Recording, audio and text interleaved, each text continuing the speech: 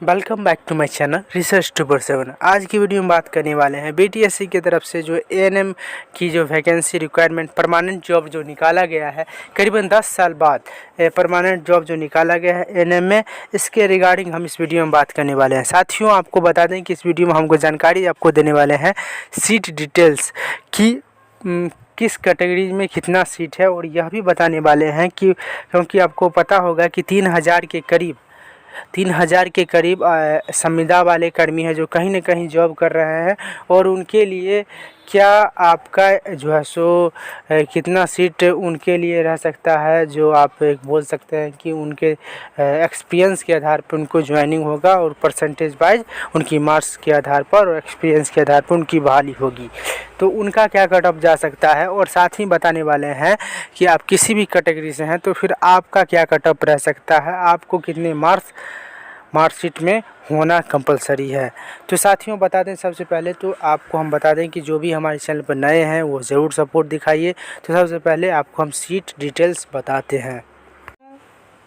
आप बात करें कि सीट डिटेल का जो बीटीएससी के द्वारा बहाली निकाली गई है 2022 में, अभी निकाली गई है, जो फॉर्म अप्लाई हो रहा है, तो इसमें जो अगर बात करें जर्नल का, देखिए जर्नल का जो सीट रखी गई है वह 3539 सीट रखी गई है।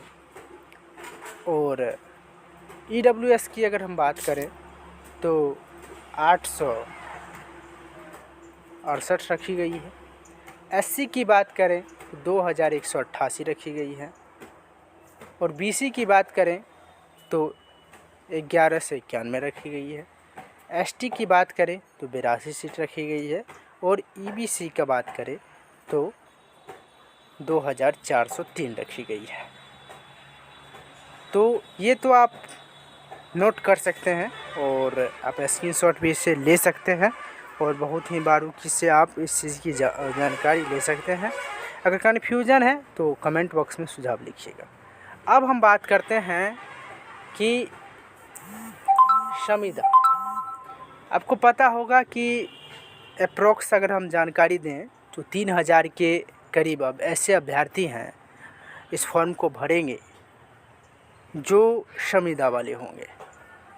वो कहीं ना कहीं संविदा के आधार पर जॉब कर रहे हैं, और उनके लिए क्या रहेगा, उनके लिए देखिए आपको हम बता दें कि उनके एक्सपीरियंस के आधार पर, चाहे वह उनके एक्सपीरियंस में 30 नंबर है या 40 नंबर है, तो उससे भी उनकी एक्सपीरियंस और उनका जो अंक होगा, ठीक है, जो उन्होंने संविदा में जो बहाल हुए होंगे और जितना अंक उनका आया होगा, उसके आधार पर उनका जो है सो भर्ती प्रक्रिया उनकी एक तरह से ये समझ सकते हैं कि वो उनका जॉब फिक्स ही है। उसके जानकारी आपको दूं तो वो 3000 के करीब है। तो ये जब आप 10,709 से 3000 घटाओगे तो करीबन जो पोस्ट आएगी उसकी संख्या अगर हम बात करें तो 7170 पोस्ट बच जाती है।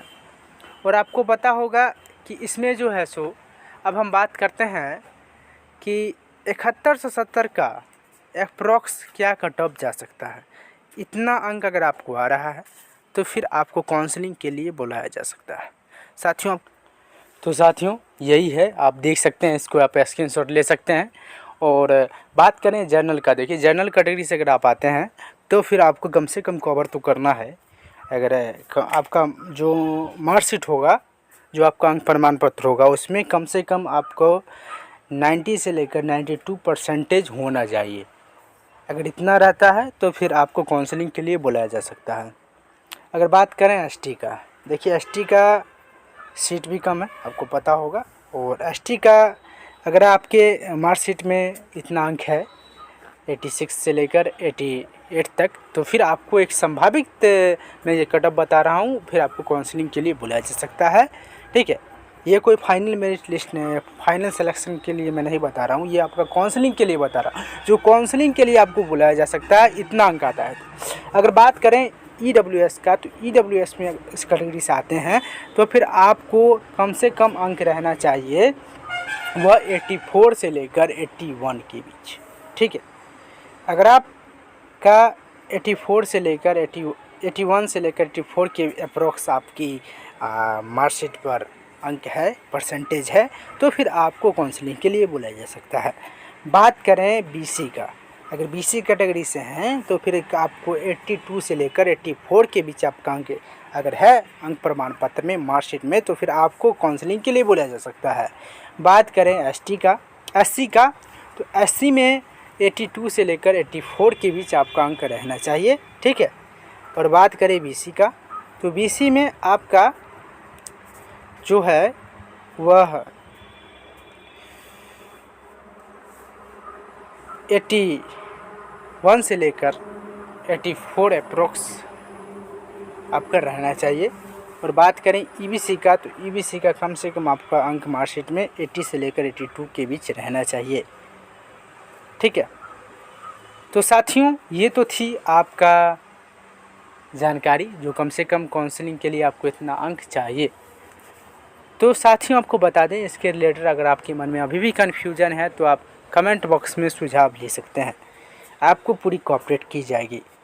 साथियों, आपको बता दें कि कमेंट करके अवश्य बताइएगा कि यह वीडियो आपको कैसा लगा। अगर आपके मन में अभी भी कन्फ्यूजन है किसी बात को लेकर तो आप कमेंट बॉक्स में सुझाव लिख सकते हैं। साथियों, आपको बता दें कि अगर बात करें संविदा कर्मी के बारे में, संविदा पे जो कहीं जॉब कर रहे हैं